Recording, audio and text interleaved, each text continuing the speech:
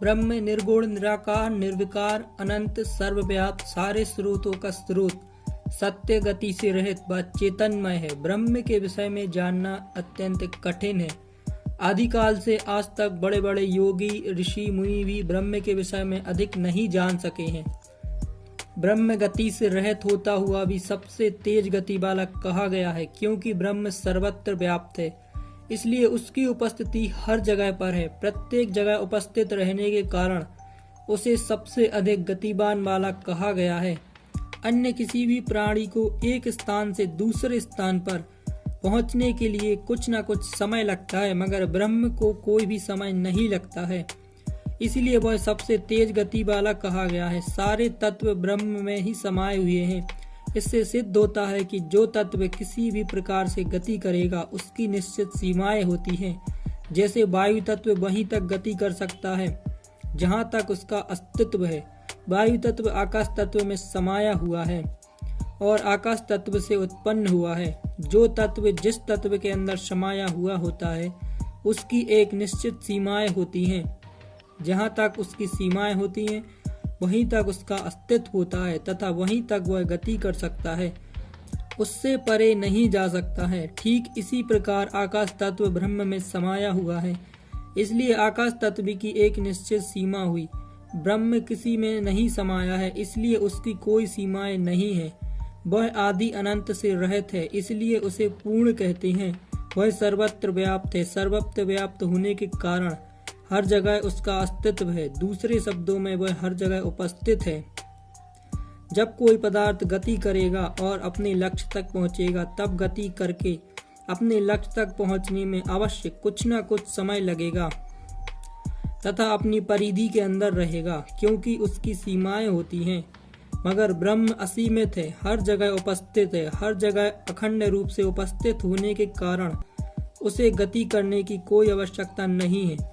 मगर सबसे अधिक गतिशील इसलिए कहते हैं, किसी पदार्थ को एक दूसरे स्थान पर पहुंचने के लिए गति करनी पड़ती है। गति के कारण समय लगता है, मगर ब्रह्म पहले से ही उपस्थित है, उसे किसी प्रकार का समय नहीं लगता है। जिसे किसी स्थान पर पहुंचने में किसी प्रकार का समय नहीं लगता है, उसे हम यही कहेंगे कि सबसे अधिक गतिशील है। वह काल या समय से भी परे है। ब्रह्म सारे स्रोतों का स्रोत होने के कारण सारे तत्व अपने में समाहित कर लेता है और सारे तत्वों को पुनः प्रकट कर देता है। मगर काल या समय की गणना तो तत्वों के प्रकट होने के बाद ही की जाती है। जब प्रकृति अस्तित्व में आती है, ब्रह्म की यह क्रिया प्रकृति के उत्पन्न करना और अपने में समाहित कर लेना कब से चल रही है, यह कोई नहीं जानता है। इसलिए ब्रह्म को काल या समय की परिधि में नहीं बांधा जा सकता है। वह सर्वथा परे है। इस जगत की सृष्टि, स्थिति और प्रलय जिसके द्वारा होती है वह ब्रह्म है।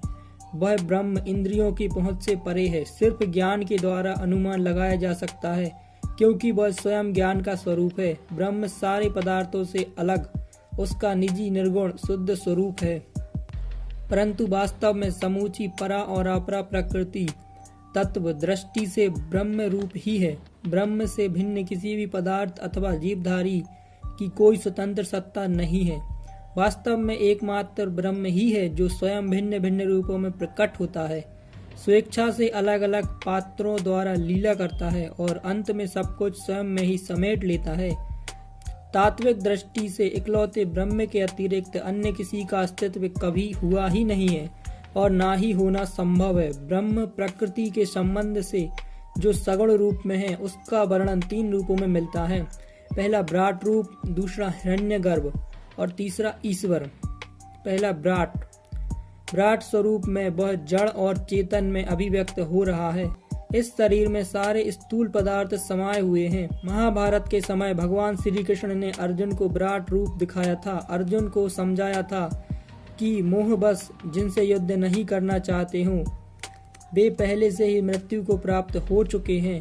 तुम अर्जुन सिर्फ कारण मात्र हो। भगवान श्री कृष्ण पहले से ही अपने शरीर के अंदर विराट स्वरूप में उन्हें मृत दिखा रहे हैं, जिनसे अर्जुन लड़ने के लिए मना कर रहे हैं, क्योंकि सृष्टि, स्थिति और प्रलय विराट स्वरूप के अंदर ही स्थित हैं। दूसरा हिरण्यगर्भ। हिरण्यगर्भ चेतन तत्व व सूक्ष्म पदार्थों जगत से निर्मित होता है। वहीं से सारी सृष्टि का प्रकाट्य होता है। हिरण्यगर्भ के विषय में वेद व महाभारत में वर्णन मिलता है, उपनिषद में भी वर्णन मिलता है।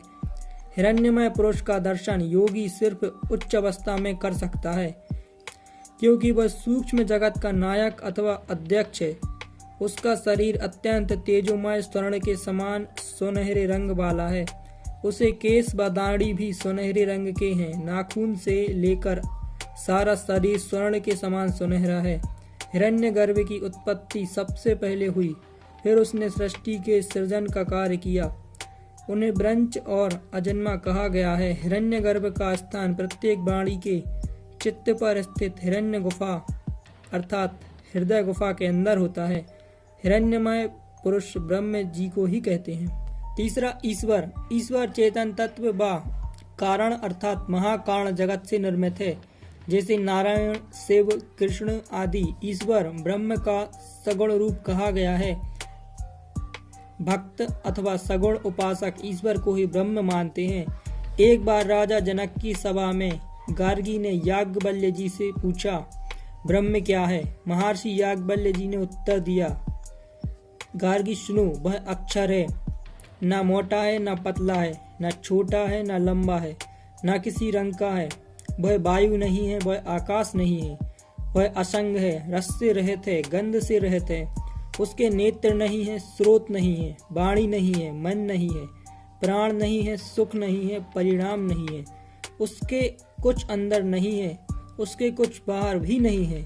ना कुछ भोगता है, ना कोई उसका उपभोग करता है। ब्रह्म के द्वारा ही सृष्टि की रचना हुई है, फिर भी वह सृष्टि में समाहित होते हुए भी सृष्टि से अलग है। इसी ब्रह्म को माया के संबंध से ईश्वर कहते हैं। इसी ब्रह्म को अविद्या के संबंध में जीव कहते हैं। अविद्या के कारण जीव अहंकार, बुद्धि, मन, इंद्रियों व स्थूल शरीर को अपना मानने लगता है। इसी कारण ईश्वर जीव पर शासन करता है। ईश्वर शासक है, जीव शासित होता है। योगी जब साविकल्प समाधि में बहुत समय तक अभ्यास करता है, तब कुंडलिनी द्वारा उसका ब्रह्मरंध्र खोल दिया जाता है। ब्रह्मरंध्र खुलने पर योगी को अत्यंत तेजस्वी प्रकाश दिखाई पड़ता है। उस समय सिवाय प्रकाश के कुछ नजर नहीं आता है। योगी स्वयं अपने को तेज प्रकाश में स्थित हुआ देखता है।